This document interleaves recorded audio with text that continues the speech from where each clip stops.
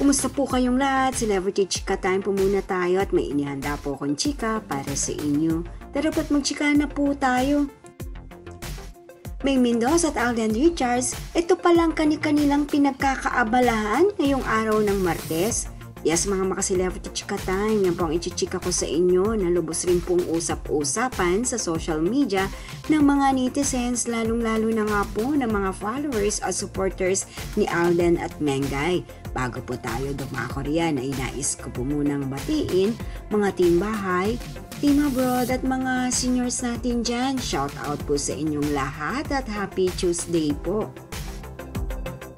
Ngayong araw nga po ng Martes ay present pong muli ang ating phenomenal star na si Mengay sa longest running noontime show na Eat Bulaga. Ayan, at pretty na pretty pa rin po at talaga naman pong happy ang aura ni Mengay sa tuwing nasa second home po niya na ito na ang Eat Bulaga.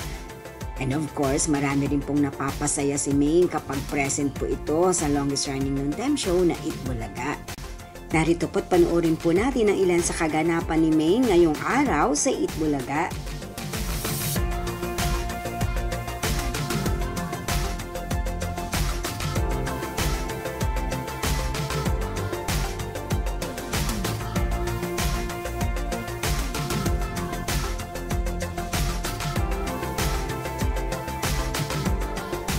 Samantala sa pa-updates naman nga po ng mga kasamahan ni Alden, kanila pong ibinahagi na nasa day 16 taping o shooting na nga po ang Asia's multimedia star para sa kanyang upcoming teleserye sa GMA7 na pinamagatang Pulang Araw.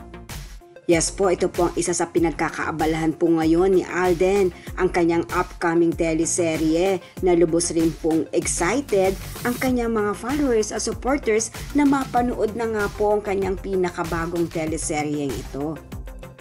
Yan po ang aking chika updates for today. Salamat po sa inyong panunood. Huwag po kalimutang mag-subscribe. Pwede po comment sa ibaba. Basta't wag lamang puhars o nakakasakit sa isa't isa. Salamat po muli. Spread love, not hate.